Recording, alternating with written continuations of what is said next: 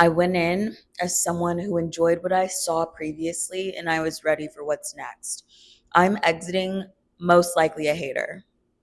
And I did not think I would be here. Well,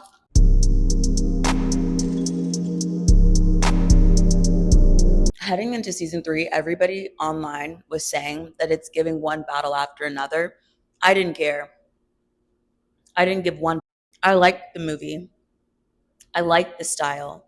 I understand that's a trend now that we're seeing in TV. It's fine. I'm literally kind of over the trend where there is no lighting in the movie, everything's black, and I'm just seeing these little shadows move around. Euphoria wasn't really like that. They did light things in a very unique way, sure, but I was excited to see something bright. Euphoria season 1 and season 2 was a dark show. The content was dark, and to be honest, the content is still dark. It's just a little bit brighter. Let's get into episode 1 of season 3.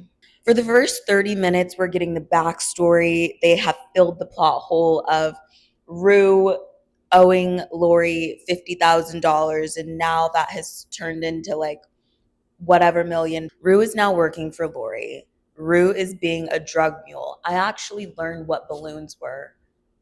At 28, I had no idea what that was. To be honest, I don't think I would have ever known what a balloon was if it were not for this show. When they were swallowing the balloons, it was crazy. When they brought Faye in to swallow the balloons, I was watching that thinking that was crazy. It wasn't until I got online that I realized that that could have been like a weird fetish thing going on. The weirdness about Sam Levinson, possibly, it's just a lot of things that have been said online.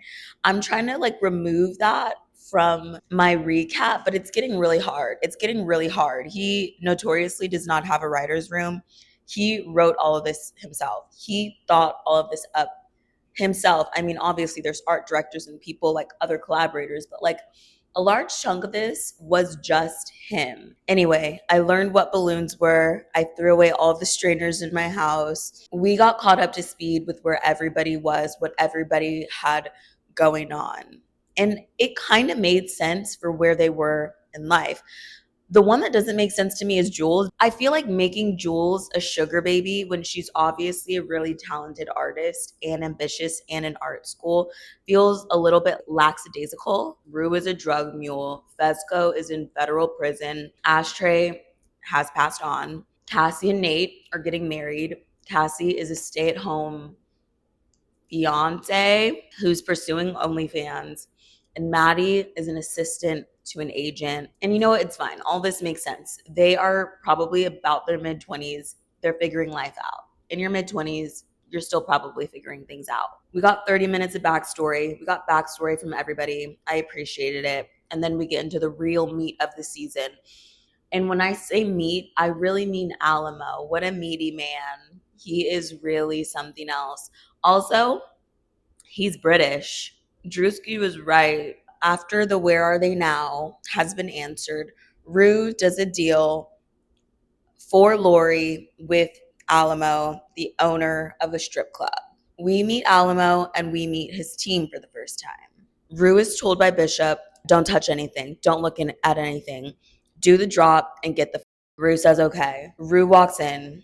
Rue is immediately lit up by everything. She loves the women. She loves the music. She even likes Alamo in a weird way. She's like, how do you have a life like this? I want to have a life like this, whatever that means. In true Rue fashion, she overstays her welcome. So much so that she is there for the tragic passing of Tish, one of the dancers and a member of Alamo's harem. It's a fentanyl overdose. One thing about Rue, she just really doesn't have any sense of urgency. Rue doesn't understand that, like, you are working in the drug industry. These people are not your friends. These people are not loyal, and these people are not safe.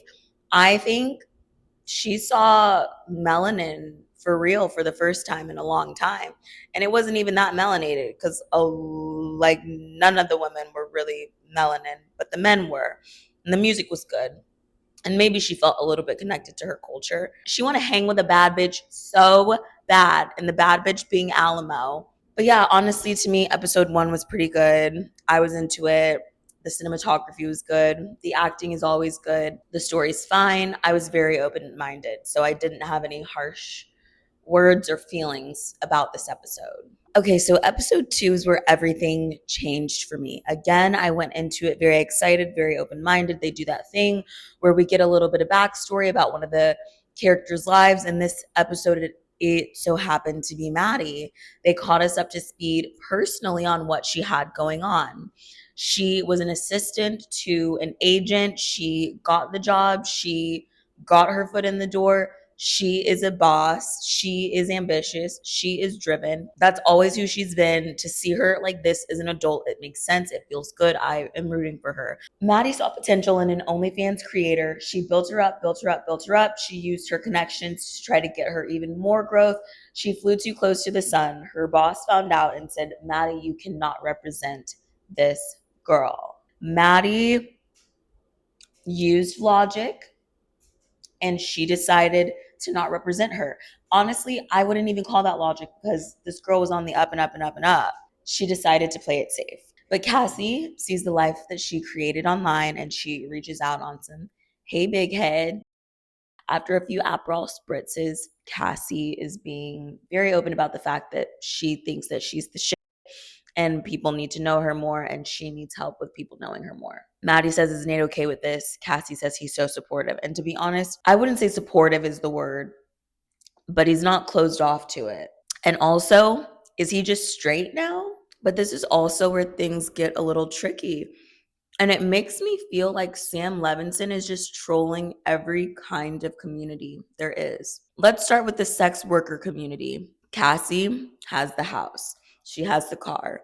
She has the soon to be husband. She has no idea about these potential financial issues. She just knows that he's giving her shit because he doesn't want to buy $50,000 flower arrangements. We get a little montage of Cassie, and she is doing crazy things. Rue is doing the voiceover. And Rue says Cassie's so desperate for attention, she's willing to humiliate herself. And I wonder what he's trying to say there because obviously Alamo is a strip club owner, and we see a lot of sex work throughout the whole season in that arena. And then we see Cassie having all this privilege, also entering sex work. And I know that there's women who say that sex work makes you feel empowered. I just don't feel like there's anything really. I mean, he's a man and he wrote this and he didn't have help. But like, he's just kind of making everybody look dumb. He's making everybody look dumb. Like he makes Cassie look so dumb to me in the writing. And then Nate is walking around like he went on an episode of Beyond Scared Straight and it really worked on him. And that doesn't make sense to me either. So you're also trolling the white male community. I mean, you can do that. You're one too. So, like, you can make the jokes about them. But let me tell you about the first time I was completely pulled out of Euphoria land and I was observing myself watch this show. I was no longer inside of the story. I actually was so far removed. And it's when Alamo made the phone call to Lori to say that he will be having Rue work with him now. Also saying, you killed Tish. You at least need to apologize to me. That's the simple math of reparations or whatever he said. And a member of Lori's clan said the N-word, ER. This show is set in 2024. Like saying that on TV in 2024 was a really hard pill for me to swallow because I feel like you're trying to perpetuate this narrative that like using that type of language is not so bad. And I don't feel like that sort of word adjacent for another community would never be used in a show. And then what makes it even worse for me is that he writes Alamo as if a person like Alamo would be more upset that a white Nazi diary of a wimpy kid looking man, more upset that he called him a pig. Like, and then also even when Angel in this season said the N word. And I go online and everybody's just like, it's a strip club in California. It's normal. Oh, he's a white Nazi. It's normal. But I don't really feel like any other community would have to like have this conversation and have to explain why that is not okay. And that is really, really, really, really, really where I'm lost. And again, Sam Levinson notoriously does not have a writer's room. He thought this up, he wrote this up. So that is making me feel a way. And I was actually so far removed from that happening. And then Angel saying that right after, because obviously she was talking about Black men. So she's using it towards Black people, not even conversationally or whatever the fuck y'all be saying. The acting was good. I did not care about that moment. She's sobbing on the ground. Like that was, she ate. It was so moving. I was so removed from the show. I literally didn't care.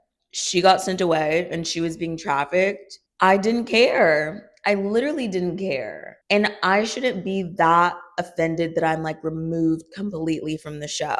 Like, sure, do a few things here and there to catch my attention, but like, why is the entire season grabbing my attention like this? Not in a good way. It's in a way where like I'm realizing my friend is toxic and I need to figure out how to tell them I don't want to be friends anymore. I'm not going to look back on this with fond memories.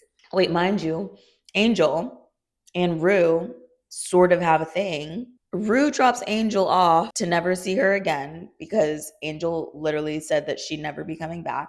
Rue didn't listen, but Rue, no sense of urgency, takes her ass to Jules's immediately. That doesn't surprise me that she still has an attraction to Jules. What does surprise me is that Jules is still attracted to her. Jules is like on a completely different trajectory in life. You didn't like high school. You barely liked Rue, honestly. Like, and then you're at Cassie and Nate's wedding, and you definitely don't like Nate. Like, I feel like Jules is a pretty like understanding and forgiving person, and she can move on and whoop de whoop. Like, I mean, maybe she is a little bit passive, but she actually does say things sometimes. And see, now I'm nitpicking because I'm removed.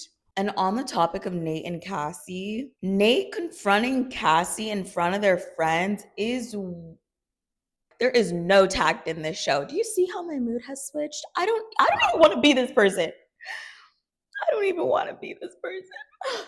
Episode 3, we get the real tea on Jules, on her time in college, on how she got this life, on a little bit of her art, on a little bit of her feelings, and a little bit of her thoughts. And I actually really appreciate that because so many people thought Jules was Nate's sugar baby. We see Rue climbing the ranks. She's putting a smile on Alamo's face. She's feeling really good about the work that she's doing.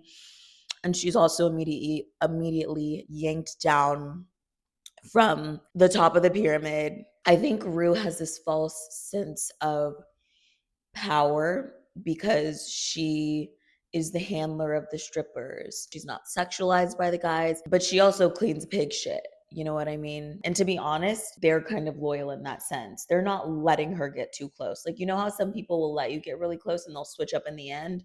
Like, he's crazy. He's not a psychopath. I really have been noticing, and maybe because I just watched the last season so quickly, like when season 2, episode 1 started, and Fez's grandma shot that man in the knees and the blood splattered on the stripper, and she was like, ah! That's the same thing that happened with the pig. Like, why do we keep seeing blood on naked women and them screaming?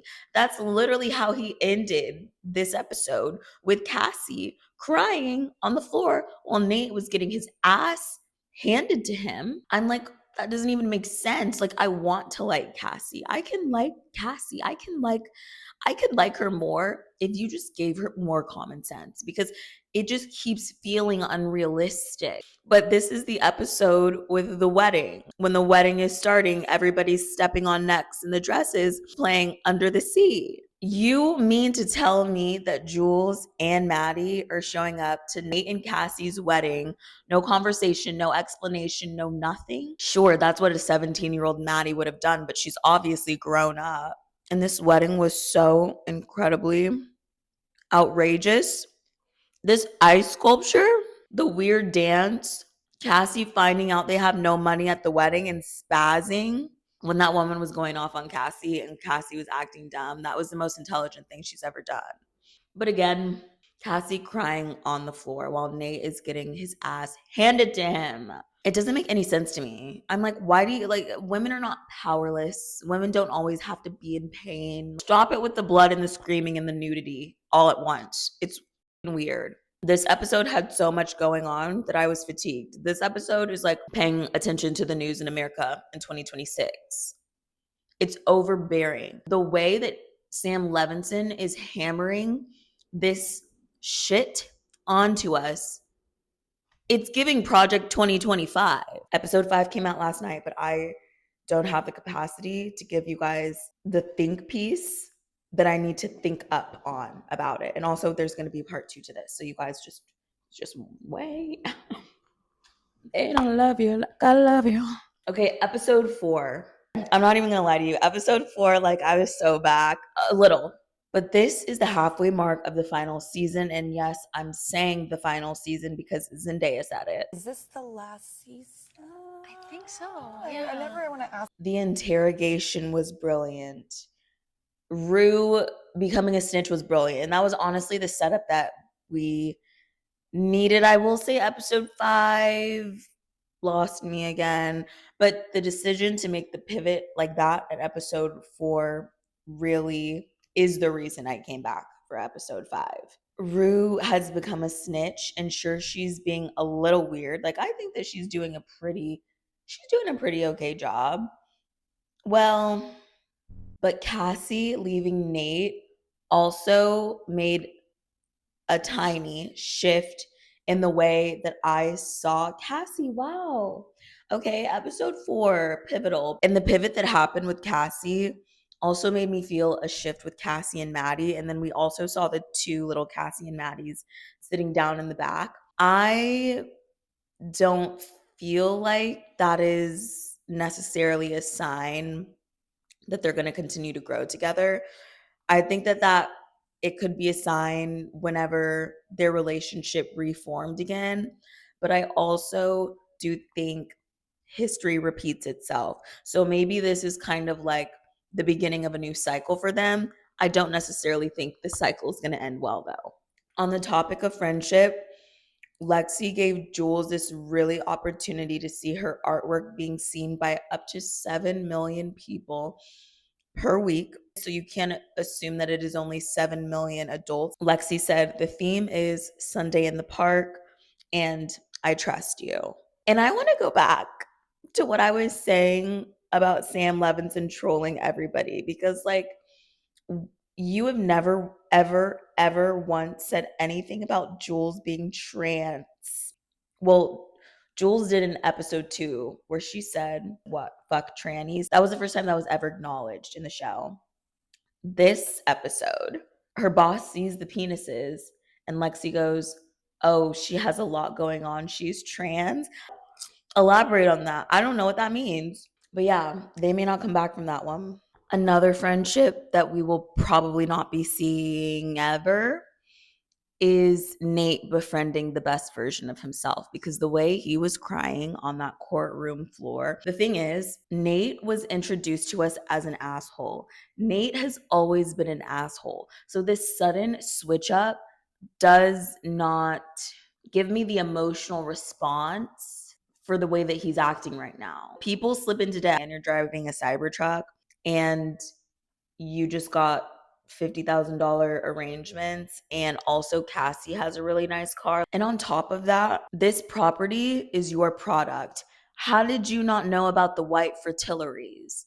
You're not serious as a businessman. That's on you. I would know everything that I could do with that property personally. So let's talk about Tish and Angel's replacement, Kitty. This was such an incredibly hard watch. I saw her come in like a spring chicken, and I also saw the literal life leave her eyes. You know, one thing about this show, Euphoria, there's nothing euphoric about it.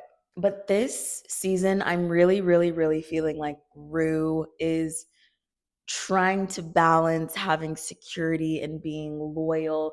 There's 3 more episodes. I watched episode 5 yesterday. We have 6, 7, 8. I am going to watch them. Oh, announcement. There's a subscribe button under this video. Click it, please. In 4 weeks, in 1 month from today, part 2 is coming out. And on top of that, I haven't told anybody yet, but I'll let you guys know. I am accredited press. I was just confirmed for the Tribeca Film Festival, and I have red carpet access, and I also have access to all the press and industry screenings. I've started getting invited to premieres, so I have my first world premiere. It will have passed when this video came out. It would have been yesterday. It's in 2 days, but when this video comes out, it will have been yesterday. This is the second year in a row I got invited to Sony to see a movie. So I'm excited, you guys. Make sure you're subscribed there. I do have a giveaway that I said I would be announcing in 2 weeks. I think I said it 2 weeks ago. I don't have, there's still a giveaway. It's not yet though. But go to my Substack here somewhere and make sure you are subscribed. All things Tribeca is going to be there. I have a new segment called Frame by Frame where I go to a museum. I find a piece of art that speaks to me and I create a narrative short story on that piece. And that comes out every Sunday morning on my Substack, Sunday Morning Juice. Please go follow and just stay connected with me. I have some really exciting things to share with you guys. I feel like I'm really understanding art from a new lens, and I want to come and I want to talk to you guys about that. And I want us to talk about it. I want us to explore relationships and dynamics and just the human experience through art, through TV, through film, through actual paintings or sculptures. Like art